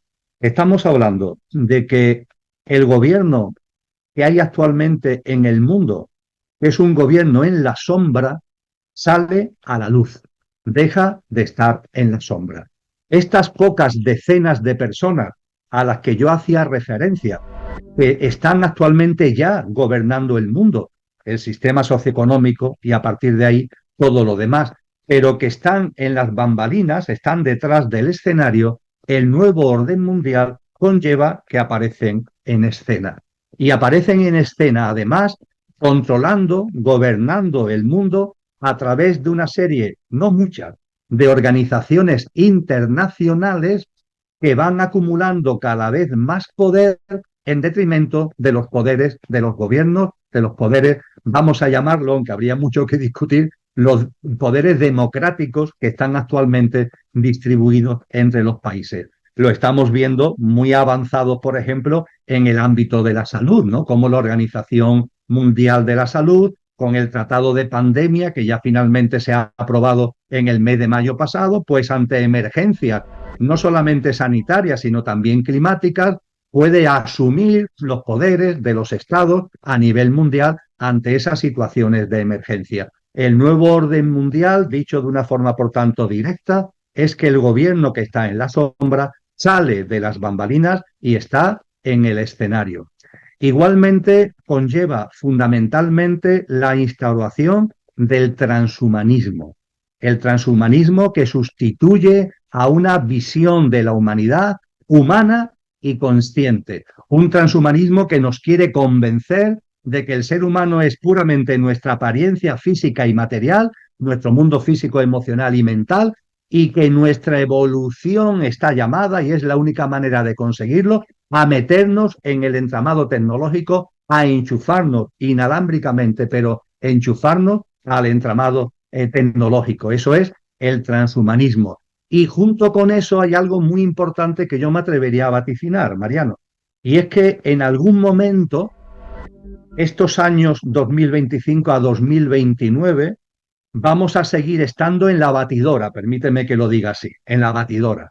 Removimientos, tensiones, conflictos, muchos de ellos, la inmensa mayoría, promovidos por ellos mismos, porque se trata de tener al ser humano metido en la inseguridad, en el miedo, en la incertidumbre, en la inestabilidad, porque eso nos hace frágiles, porque eso nos hace caer precisamente en el derrotismo, porque eso nos hace no prestar importancia y la atención debida a la conciencia. Yo barrunto que entre el 2025 y el 2029 vamos a seguir en la batidora. Esa batidora ellos le han dado un nombre. Está en el Pacto para el Futuro que se aprobó en Naciones Unidas con el apoyo unánime de 193 países en septiembre del año 2024, se llaman los shocks globales. Están perfectamente descritos, son como los botones que tiene la batidora y que pueden ir pulsando para tenernos, pulsando uno o pulsando varios a la vez, tenernos permanentemente ahí. Porque su objetivo es que nuestro nivel de confusión sea tal que cuando ellos, como gobierno mundial, aparezcan en la escena, lo aplaudamos. Porque ellos aparecerán en la escena, Mariano, vendiendo que traen ya por fin la paz y la seguridad. Fíjate, está anunciado en los textos cristianos de hace 2000 años. Ojo, ojo, porque llegará un momento en el que los que gobiernan el mundo, y lo gobiernan además de una manera involutiva, aparecerán ya directamente en la escena y harán una proclamación de paz y de seguridad.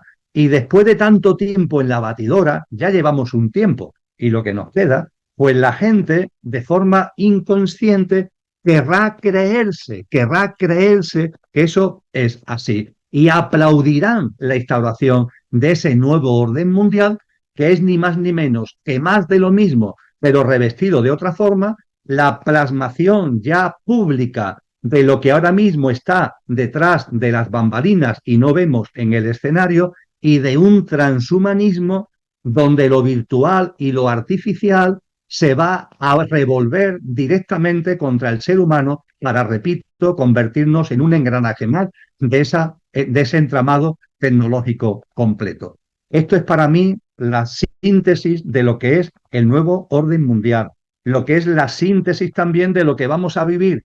Esta batidora para ellos es absolutamente imprescindible. Podemos tener dudas de qué botón van a apretar y hasta qué y qué nivel de intensidad le van a dar apretón. ¿Va a haber una guerra mundial? ¿No va a haber una guerra mundial? ¿Va a haber nuevas pandemias? ¿No va a haber nuevas pandemias? ¿Hasta dónde van a llegar y a dónde van de alguna forma impulsar las emergencias climáticas? ¿Hasta dónde puede haber fenómenos? Porque en la relación de hechos globales hasta se habla de esto, fenómenos que vienen del espacio exterior, que pueden de alguna forma afectar a la dinámica de vida habitual. Estos botones están ahí. La intensidad con la que se van a apretar, yo no lo sé. Lo que no tengo ningún tipo de duda es que se van a ir apretando convenientemente para mantenernos en la batidora. Esa batidora es lo que a mí me gusta llamar, y termino, el huracán de magnitud aceleradamente creciente. Y ante esto, Mariano, amigos y amigas, no hay otra solución que situarnos en el centro del huracán. Y eso se consigue con conciencia, situarnos en el centro del huracán. En el centro de un tifón no hay viento. En el centro de un tifón la temperatura es cálida y los cielos están despejados. En el centro del tifón. Como te salgas, te ves metido en el torbellino. Y claro, si no vivimos en conciencia, si no tomamos conciencia conociéndonos a nosotros mismos, conociendo los signos de los tiempos, interrelacionando el conocimiento de nosotros mismos con el conocimiento de la realidad, abriendo una dinámica de vida. Hemos incidido ya en muchos campos, ¿verdad?, de esa dinámica de vida consciente que tenemos que llevar a cabo en nuestra relación con la vida, en nuestra relación con los demás, en nuestra relación con la tecnología. Si no somos capaces de tener responsabilidad con nosotros mismos y situarnos en el centro del huracán, en ámbitos como los que hemos comentado y todos los demás de nuestra vida cotidiana, vamos a ser simplemente manipulados, vamos a ser simplemente tergiversados y vamos a ser simplemente convertidos, sin darnos casi ni cuenta, en unos fantoches transhumanos que además nos venderán que podemos vivir 5 años más, 10 años más, 30 años más, y nadie se preguntará, ¿pero para qué quiero vivir más o menos años si no tengo calidad de vida? ¿Para qué quiero vivir más o menos años si me he convertido ya en un muerto viviente? Si soy un zombie, que no estoy viviendo, estoy sobreviviendo, que realmente no estoy haciendo, estoy reaccionando ante los implantes, los programas que me tienen metido desde el sistema. En lugar de hacer este tipo de reflexiones, ellos nos quieren inconscientes, transhumanos y llenos de miedo, de inseguridad, de inestabilidad, y de esa forma manipulables y troceables e implantables, querido amigo. Te invitamos a profundizar en el libro Prognosis de un horizonte venidero. Dejaremos su portada para que lo puedan tener identificado y puedan encontrarlo también. Bueno, lo pueden encontrar en el blog El Cielo en la Tierra, el blog oficial de Emilio Carrillo. Bueno, sí, la verdad que según lo que mencionas, Emilio, el panorama parece muy sombrío. Bueno, crisis climática, venimos hablando de la crisis climática, de las desigualdades crecientes, de la concentración tecnológica, el monopolio de la tecnología, la inteligencia artificial. Lo más duro es reconocerlo, ¿no? El sistema actual no es que está en crisis, sino que el sistema es la crisis. Es la crisis. Y pretender resolverlo con pequeños ajustes es como poner parches a un barco que ya se hunde. Sin embargo, la historia nos enseña algo importante. Las crisis también son catalizadores de cambio. Nos colocan frente a un espejo y nos obligan a elegir. La humanidad tiene hoy la oportunidad, quizás la última de esta humanidad, de construir un nuevo paradigma basado en el cuidado mutuo, la justicia social y el respeto profundo por la naturaleza. Y el reto no es menor, decidir si seguimos defendiendo un sistema, como tú bien dices, depredador, que nos lleva directo al colapso, o si nos atrevemos a reinventarnos colectivamente. Hoy el desarrollo sostenible que proclama la Agenda 2030 no es más que un maquillaje verde, ¿no? Campañas de marketing que aparentan compromiso ambiental o compromiso de otras índoles, mientras se mantienen intactos los mecanismos de explotación y desigualdad. Claro, reciclar plásticos no basta si seguimos sosteniendo un modelo basado en el consumo excesivo y en la sobreexplotación de recursos naturales. Los países ricos y las élites corporativas, lejos de dar el ejemplo, buscan salvarse a sí mismos. Es un sistema egoísta, dejando atrás a los más vulnerables. Y esta falta de solidaridad convierte a la Agenda 2030 en un documento de buenas intenciones desconectado de la realidad. Por nombrar un ejemplo, Emilio, tú conocerás muy bien, en 2015 casi todos los países del mundo firmaron un acuerdo de París con un objetivo claro, ¿no? Mantener el aumento de la temperatura global por debajo de 2 grados centígrados. Idealmente un 1,5. Los países desarrollados prometieron $100.000 millones anuales para apoyar al sur global en adaptación y mitigación. ¿Pero qué resultados se obtuvieron? Nada. O sea, las metas nacionales no son obligatorias, es decir, ningún país puede ser sancionado si incumple. Lo voluntario reemplazó a la obligación y el compromiso. Además fue insuficiente, porque incluso si todos cumplieran lo prometido, el calentamiento superaría los 2 grados centígrados. Y la cifra esta de $100.000 millones anuales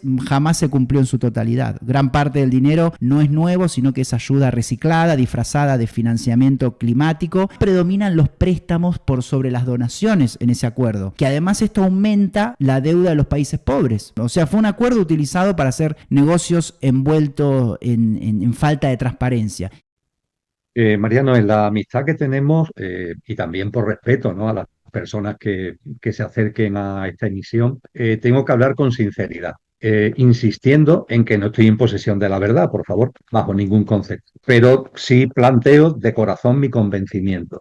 Tratados internacionales, acuerdos entre países, medidas oficiales, gubernamentales, etcétera, etcétera, desgraciadamente no sirven para nada. Es simplemente más de lo mismo, son declaraciones muy grandilocuentes, puestas de escena que no sirven para nada. Desgraciadamente, yo empecé a darme cuenta de esto hace ya demasiados años, quizás, y desde entonces he ido viendo cómo va a más y a más y a más. Yo, entre comillas, confieso que he vivido. No es que esté actualmente en un nivel alto de consciencia, voy en el camino, modestamente, de la consciencia. Pero confieso que he vivido totalmente alejado de la consciencia.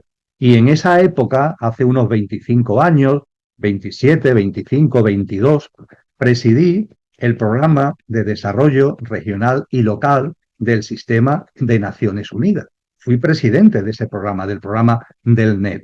Y ahí tuve oportunidad excelente, el privilegio de percibir cómo funcionan todas esas instituciones, cómo esos programas, esos mecanismos. La conclusión final fue que entre el 2008 y el 2010 yo dejé todo. Y para mí, hago un análisis personal, pero que ahora quiero llevarlo a una reflexión que también sea colectiva. Lo que viví de fraude, de engaño, de manipulación, en primera persona, de cómo, como tú dices muy bien, se manejan cifras que son falsas, cómo se habla de unos dineros que después no van a donde dicen que van, cuando como finalmente siempre van, finalmente a manos de lo mismo, de uno o de otra manera, o para financiar siempre las mismas cosas, que tienen que ver con gobiernos corruptos, que tienen que ver con intereses de las grandes corporaciones transnacionales.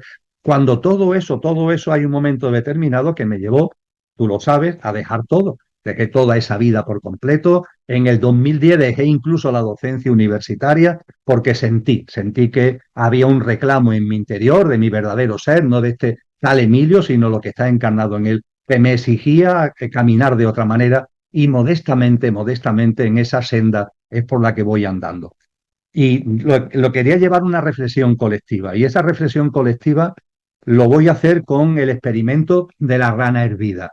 Es un experimento atroz, porque se trata de las tecnologías de la materia, es decir, esas tecnologías que no le importa el manipular la vida y el dañar a la vida con tal de hacer determinadas pruebas o conseguir determinados resultados. Pero creo que, aun siendo una barbarie, es un experimento de laboratorio muy ilustrativo de lo que quiero transmitir.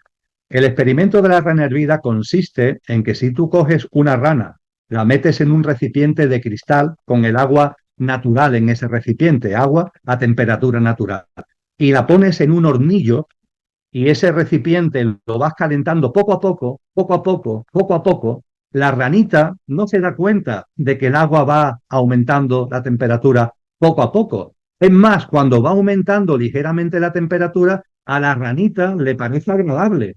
Tan agradable que le va entrando un sopor, se duerme, y finalmente, el final del experimento, ¿cuál es? Que la ranita muere abrasada, la ranita muere hervida. Pero ese experimento tiene una segunda fase. La segunda fase es que tú coges otra ranita, porque ya has matado a la primera, desgraciadamente, y repite todo lo demás. El recipiente, el agua a temperatura natural, metes la ranita en el agua, la pones en un hornillo el recipiente, pero en lugar de subir la temperatura poco a poco, lo haces bruscamente, lo pones al máximo bruscamente. ¿Qué sucede? Que la rana salta. La rana se da cuenta y la rana brinca. Pues bien, como reflexión colectiva, evidentemente yo no estoy defendiendo la distopía, faltaría más. No estoy defendiendo la barbarie, no estoy defendiendo ni justificando todo lo que está ocurriendo y que tú y yo venimos brevemente, sintéticamente, en algunos aspectos poniendo de manifiesto. pero sí quiero subrayar el hecho de que los apretones que estamos viviendo son una oportunidad de conciencia para que brinquemos, para que saltemos y para que no sigamos ahí en esa tontería, en esa inconsciencia que nos llevaría finalmente a lo que desgraciadamente casi empezamos a hacer, zombies, seres que aparentamos vivir, pero que realmente no estamos viviendo, sino sobreviviendo. Entonces creo que es muy importante que seamos conscientes que estos apretones, vuelvo a decirlo, en lugar de caer en el victimismo, en lugar de caer en el derrotismo, que lo veamos como oportunidades de conciencia. Yo soy responsable de mi vida al 100%. Sí, que hay influencias externas que me quieren manipular por aquí o por allí, que tengo unas necesidades básicas que cubrir y que ellos tienen muchos resortes para condicionar cómo cubro esas necesidades básicas. Indudable, pero siempre hay margen de maniobra, siempre hay margen de maniobra. Y ese margen de maniobra es el que tenemos que aprovechar. Estos apretones son una oportunidad. Ellos, los apretones, lo quieren usar, como decía antes, para atontarnos entre tanto removimiento, metidos en la batidora, ¿no? Para que seamos inconscientes y llenos de miedo y de inseguridad. Y nosotros lo que tenemos que hacer es darle la vuelta. De eso se trata la Agenda 2033. Darle la vuelta en mi vida, para empezar, en mi vida, porque es mi responsabilidad directa. Y a partir de ahí, darle la vuelta en mis relaciones con los demás y en mis relaciones con la naturaleza y con la vida. Y en eso hay que avanzar e ir ampliando en círculos concéntricos, porque cuando empezamos a andar este camino, claro que podemos hacer cosas, y tantas cosas. Diariamente, en cada momento del día podemos hacer cosas, que no nos dejemos nublar la mirada por los telediarios. Yo lo que está pasando en no sé qué sitio puede tener mi solidaridad, pero lo que yo puedo hacer realmente es en mi ámbito cotidiano. Y cuando me doy cuenta de eso, me doy cuenta de la cantidad de cosas que puedo hacer cuando he tomado la decisión, como la rana, de brincar y de tomar conciencia. Más de 110 millones de personas están desplazadas en el mundo, la cifra más alta de la historia. Millones se ven forzados a dejar sus hogares por guerras, pobreza o el clima. La verdadera solución no está en muros, sino en derechos, dignidad y justicia global. Que las migraciones están presentes desde los orígenes humanos. Hoy en la humanidad alcanzan una magnitud inédita. Y tras cada movimiento hay historias de esperanza y dolor, pero también la huella de desigualdades que expulsan a millones de sus hogares. Y el impacto de las migraciones es económico, es social, es cultural. Pero también pueden aportar innovación y diversidad, pero también se generan tensiones y se generan temores. Está el tema ahí hay mucha tensión, bastante ambiguo. Está también esta gran deportación que se hizo en Estados Unidos. El factor climático también hace que muchas personas abandonen sus hogares por las guerras, los conflictos bélicos. Hoy sinceramente es un tema que preocupa, ¿no? Preocupa. Y más allá de cifras, lo esencial es ver la migración como un fenómeno humano que nos reta a integrar diversidad y garantizar derechos. Lo cierto es que ningún muro material o legislativo detiene la desigualdad. Es hora de llenarnos de solidaridad y de construcción de sociedades inclusivas. Entonces, este es un gran reto para los países en el marco de las inmigraciones.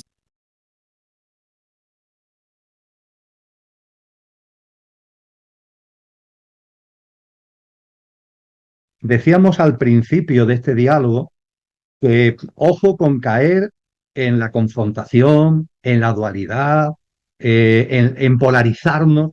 Estamos viendo esto con lo que tiene que ver con los flujos migratorios. Hay una polarización en la opinión pública, hay una tensión creciente en la opinión pública y es una tensión además que está siendo favorecida por aquellos que precisamente beben e incitan a esa confrontación y a esa división, porque nos quieren con miedo, inseguros, en la incertidumbre y además separados y divididos. Es la forma precisamente de promover la deshumanización. Y han visto un caldo de cultivo en lo que tiene que ver con los flujos migratorios. Los flujos migratorios siempre han existido. Es verdad que de un tiempo a esta parte están aumentando. Y es muy importante, Mariano, en el informe este que comparto, los datos son clarísimos, de que cuando hablamos de flujos migratorios, la mayoría de las personas que se mueven por el planeta no se mueven por pobreza, por hambruna o huyendo de una guerra, huyendo de la muerte, que por supuesto que las hay en un número significativo. Pero ojo, no es la mayoría. La mayoría de los flujos migratorios vienen de países que están en vías de desarrollo. No son países desarrollados, sino países que están en vías de desarrollo. Y es curioso porque los datos, insisto, son incontestables. Un tanto por ciento depende mucho de la zona del mundo, pero desde luego cuando hablamos de la inmigración que llega a Europa, el tanto por ciento claramente mayoritario, la inmigración que llega a España, pongamos por caso, el tanto por ciento claramente mayoritario no viene de países pobres, entre comillas, donde la gente esté huyendo de la pobreza. No viene, por ejemplo, del Sahel, que es esa zona que se mueve entre el Sáhara y Sudán, donde hay 10 países donde la situación socioeconómica es absolutamente desesperada. Pues bien, el mayor flujo migratorio no viene de ahí, sino que viene de países que tienen un cierto nivel de desarrollo. Países de Hispanoamérica y países del norte de África, fundamentalmente de Marruecos. Esto es importante que lo tengamos en cuenta porque a la inmigración hay que darle una atención solidaria y de acogida. Esa es mi percepción. Yo percibo que si los capitales pueden moverse por el mundo, si las transnacionales pueden moverse por el mundo, como hemos compartido, sin barreras ni fronteras, ¿cómo el ser humano no se va a poder mover por el mundo? Es una contradicción. Ahora bien, claro, para que eso sea sostenible, para que esa acogida sea sostenible, hay que tener unos parámetros de sostenibilidad. Y esos parámetros de sostenibilidad, que son los que en ese informe yo intento poner de manifiesto, la verdad es que ya a estas alturas son muy conocidos. Y yo lo resumiría de la siguiente manera. A una persona que viene huyendo de la muerte, que viene huyendo de la pobreza, que viene huyendo de la guerra, etcétera, etcétera, hay que darle una atención absoluta y completa. Por ejemplo, a los menores que vienen de esos países. Hay que darle una atención completa. A esos menores hay que darle acogida, hay que atenderlo en lo primario, hay que tutelarlos e incluso darle educación y darle sanidad hasta que sean mayores de edad. Porque de donde vienen no hay nada. Lo que hay es muerte, hambre, guerra. Y ante eso nuestro corazón tiene que abrirse. Y ese corazón que se abre, además, también utiliza la inteligencia. Y la inteligencia que nos dice que las sociedades europeas, Mariano, vamos a hablar con claridad, son demográficamente decadentes. Demográficamente decadentes.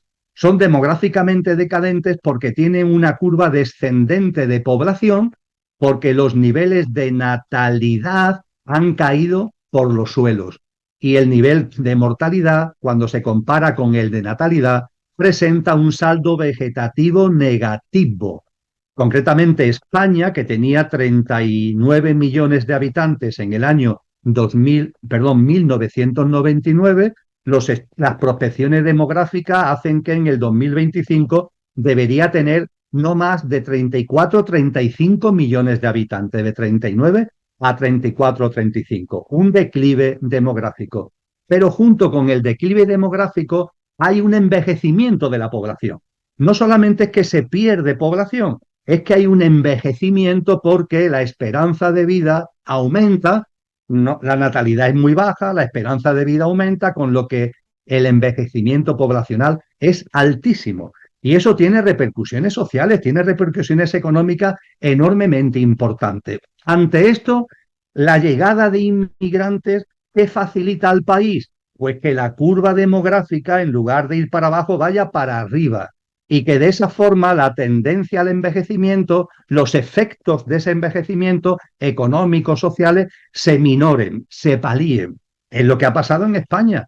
España de los 39 millones no ha bajado a 34, ha subido a 49 millones. Y eso ha hecho también que en la economía española el Producto Interior Bruto, al que tú hacías referencia, esté creciendo al haber una mayor población. Incluso el PIB per cápita últimamente está teniendo también una mejora, lo que evidentemente, cuando decía antes, tenemos que utilizar el corazón, pero también la cabeza. El corazón nos lleva a la solidaridad, a la acogida. Y la cabeza nos lleva también a darnos cuenta de que esos flujos migratorios nos están aportando cosas. Dicho esto, la acogida lo he referido, Mariano, con relación a zonas, personas que vienen de zonas en guerras, en hambrunas, y las que vienen de países que están en vías de desarrollo. ¿Hay que darle la misma atención? Bien, la respuesta es no. Hay que tener sentido común. Vamos a ver, un chico que me viene, un niño, niña que me viene del Sahel, de esa zona de pobreza y de hambre y de guerra, hay que darle toda la acogida del mundo y tutelarlo y darle todo lo necesario para que sobreviva y para que crezca en condiciones. Ahora, a una persona que viene, a un niño o niña que viene de un país que ya tiene un cierto nivel de desarrollo, los tratados internacionales, las convenciones del niño de Naciones Unidas, los tratados de la Unión Europea, dicen que no, que lo que hay que hacer es darle una atención inmediata, claro, faltaría más, pero después promover el regrupamiento familiar. Es decir, que a ese niño o niña, una vez atendido, hay que repatriarlo al país de origen para que vuelva con su familia, con sus padres, con su madre y con su familia. Porque no es un país en situación de riesgo, es un país que tiene un cierto nivel de desarrollo. Para que entendamos lo que es un país en una situación de riesgo o en cierto nivel de desarrollo. España vivió una explosión de salida de la gente, una salida de que eran emigrantes, no fueron inmigrantes en otros países, enormes. ¿Y cuándo lo vivió?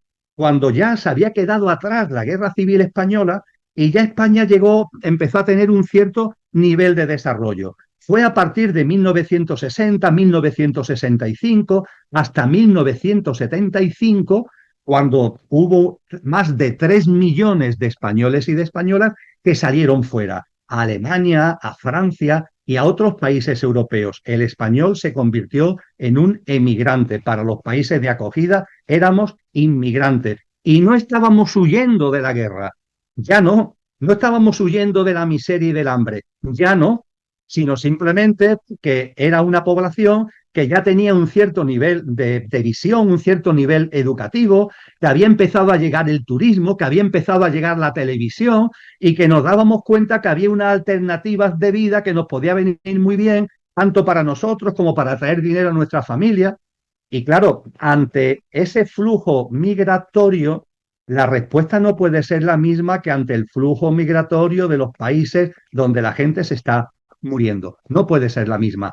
A un niño que viene del Sahel hay que darle toda la atención. A un niño, dicho con todo el respeto, que viene de Marruecos, hay que devolverlo a Marruecos. ¿Por qué? Porque Marruecos ha alcanzado ya unos estándares de desarrollo y porque además hay que tener en cuenta que un país de acogida también tiene una limitación de recursos públicos. Entonces, vamos a ver si no caemos en el error de dedicar dinero a aquellos que pueden ser reagrupados familiarmente en sus países de origen y no vamos a tener entonces dinero como para cubrir a los que realmente lo necesitan. Con todo esto, lo que estoy compartiendo, Mariano, es que es necesario sentido común, siempre con el telón de fondo de la acogida, de la cultura de acogida y de la solidaridad, pero con sentido común para darle sostenibilidad y, desde luego, promoviendo la integración. Esa integración, por ejemplo, la está disfrutando España con las personas que vienen de América Latina. Las personas que vienen de América Latina se integran con mucha facilidad en España. ¿Por qué? Porque comparten una cultura, comparten un idioma, comparten un estilo de vida, comparten incluso unas convicciones religiosas y eso hace que la integración sea sencilla.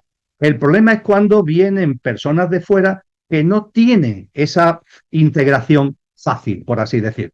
Y esa integración, cuando no es fácil, hay que favorecerla. Pero claro, la integración se favorece entendiendo que el inmigrante tiene derechos y tiene deberes. Y ahí también hay que aplicar el sentido común. El inmigrante tiene derechos, aquí estamos, país de acogida, solidario, pero también tiene deberes. Porque si no se subrayan esos deberes, la integración no se va a producir. Y si la integración no se produce, al final todos salimos perdiendo. Todos es todo. La población nativa, la población foránea, todos salimos perdiendo. Así que creo que estos parámetros que acabo de resumir, que habría mucho que hablar sobre ellos, por supuesto, en ese informe creo que adecuadamente se desarrollan, nos lleva a darnos cuenta de que los seres humanos tenemos que poner por delante la humanidad. En el caso de la inmigración, eso significa cultura de acogida, eso significa solidaridad, eso significa espíritu de integración, pero que a su vez tenemos que tener sentido común para no mezclar el tocino con la velocidad, para no meter todo en el mismo cajón, para tener una serie de medidas adecuadas que favorezcan esa integración a la que vengo haciendo referencia.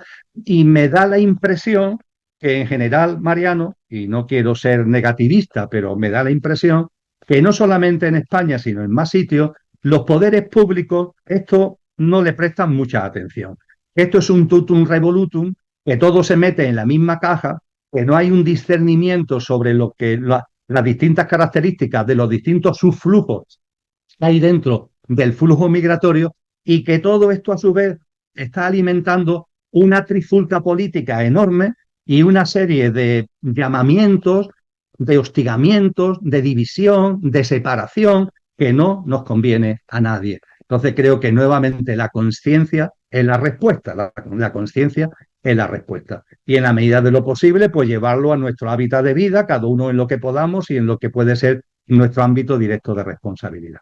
Muy bien, muy bien. Invitamos a ver el informe consciente de actualidad que está en el canal de YouTube de Emilio y en Ecocentro Televisión, y también a descargarse ese informe de 25 páginas para quienes le interese profundizar en el tema. Y sí, Emilio, yo comparto todo lo que mencionas, estamos muy pero muy alineados. Las migraciones son parte de nuestra humanidad, no son un accidente, no son un problema que haya que resolver, sino un fenómeno natural en un mundo interconectado y además consecuencia de todas las cosas que están sucediendo. Y las migraciones forzadas suelen presentarse bajo un único prisma, ¿no? El del control fronterizo, ¿no? Muros, policías, militares, detenciones, expulsiones. En cierta forma se criminaliza a quienes llegan, se les etiqueta como amenazas, como ilegales, como números incómodos que cruzan un mapa.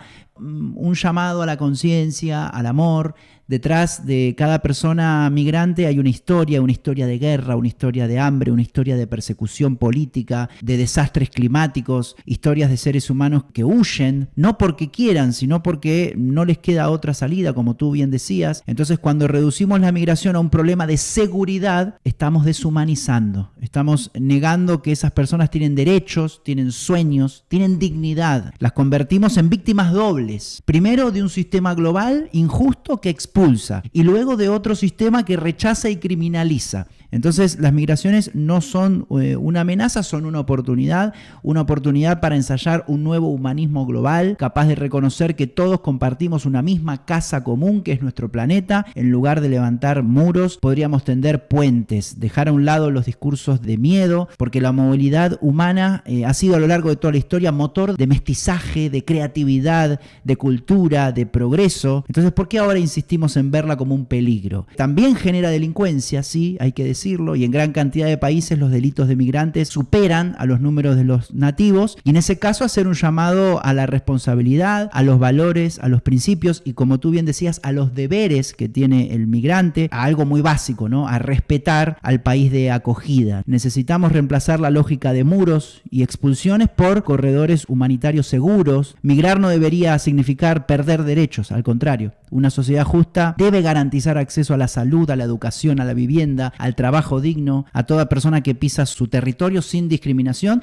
Y como tú también mencionabas, y yo lo destaco, especial atención necesitan los más vulnerables, ¿no? Mujeres expuestas a violencia sexual en las rutas migratorias, niños que cruzan fronteras solos, personas que huyen de la guerra y de la pobreza necesitan un trato especial, siempre y cuando haya recursos, ¿no? En el país de acogida, como tú bien mencionabas, con criterio. La integración no ocurre sola, se construye a través de programas de idioma, de formación laboral, de espacios culturales y educativos que faciliten el encuentro entre quienes llegan y quienes ya están. Pues permíteme, Mariano, que para concluir enfatice nuevamente lo que considero que es fundamental: la conciencia. No nos dejemos arrastrar en el pesimismo, en el victimismo, en el derrotismo. Utilicemos el símil, por bárbaro que sea, de la rana hervida. Vamos a dar el salto. Vamos a dar el salto cambiando nuestra dinámica de vida, cada uno la suya. Y en la medida en que vayamos abriendo una dinámica de vida más consciente, más amorosa, más solidaria, vayamos siendo nuestra mejor versión, vayamos siendo, como decía Antonio Machado, mejores personas, personas buenas en el buen sentido de la palabra, nos abrimos, generamos vínculos, generamos círculos, círculos que llegan a otros seres humanos, círculos que nos relacionan de otra manera con la vida en general, con la naturaleza y con la tierra. Y ese es el camino. Estamos efectivamente en una distopía inmensa, pero a su vez es una enorme oportunidad para la conciencia. Finalmente todo tiene su porqué y su para qué. Todo tiene su sentido profundo y posiblemente el porqué y el para qué de la distopía tremenda que estamos viviendo es precisamente la oportunidad para la conciencia, para que demos ese salto hacia adelante y para que inauguremos en nosotros una mirada nueva, unos ojos nuevos que vayan generando ese mundo nuevo. Es responsabilidad de cada uno en su día a día y en su entorno más inmediato y cotidiano. Recuerden el blog de Emilio, El cielo en la tierra, el sitio web de Conciencia y Sociedad Distópica, el proyecto de investigación, la asociación que preside Emilio, el sitio web es www.sociedaddistópica.com y la comunidad de Telegram e Instagram. Gracias, Emilio, por tu tiempo, tu compartir, siempre tan profundo y rico, y nos veremos más adelante. Seguiremos trabajando por la Agenda 2033 y ojalá nuestros encuentros sigan siendo humanos siempre. Al menos yo no tengo pensado crearme un avatar con la inteligencia artificial, espero que tú tampoco, que sigamos con esta presencia consciente aquí, y gracias, gracias y gracias. Ahí estuvo Emilio, muchísimas gracias a todos por haber estado. Un mensaje final en base a todo lo que compartimos con Emilio. Sabemos que la crisis que enfrentamos no es natural ni inevitable, es el resultado de decisiones políticas, económicas y culturales tomadas durante siglos bajo la lógica del poder, la acumulación y el consumo sin límites. El diagnóstico es duro: un planeta al borde del colapso ambiental, instituciones debilitadas, tecnologías que avanzan más rápido que la ética, desigualdades normalizadas y millones de personas obligadas a abandonar sus hogares. Sin embargo, también hay un hilo de esperanza que atraviesa cada reflexión. El futuro aún no está escrito. El gran desafío de nuestro tiempo es entender que estas crisis no son castigos, sino oportunidades para reinventarnos. La humanidad tiene enfrente de sí la posibilidad de elegir continuar con ajustes superficiales que maquillan un sistema injusto o emprender una transformación profunda que ponga la vida, la dignidad y la sostenibilidad en el centro. Las soluciones existen y ya germinan en múltiples rincones del mundo. Comunidades que practican otra relación con la naturaleza, jóvenes que lideran movimientos de justicia climática, colectivos que democratizan la información, proyectos tecnológicos éticos y experiencias de cooperación que demuestran que otro camino es posible. No partimos de cero. Lo que necesitamos es valentía, es ética, es conciencia y voluntad de priorizar el bien común sobre el interés inmediato. No basta con sobrevivir en un planeta herido, debemos atrevernos a transformarlo, así que invitamos a reconocer la gravedad del momento, pero también a asumir la responsabilidad de construir un nuevo horizonte, porque la historia demuestra que los grandes cambios nacen de las crisis y esta vez no será diferente. Este cierre no es un punto final, sino un llamado a convertir la indignación en acción, la incertidumbre en creatividad y la esperanza en compromiso. El futuro que soñamos, un futuro de justicia, de sostenibilidad, de dignidad y de conciencia, no llegará solo. Lo estamos creando juntos desde abajo y hacia afuera. Nada más. Gracias por la compañía. Recuerden suscribirse, recuerden comentar, recuerden poner like, compartir, que eso influye mucho para que este vídeo llegue a otras personas. Y te esperamos en el próximo video. Gracias por formar parte de este canal. Adiós.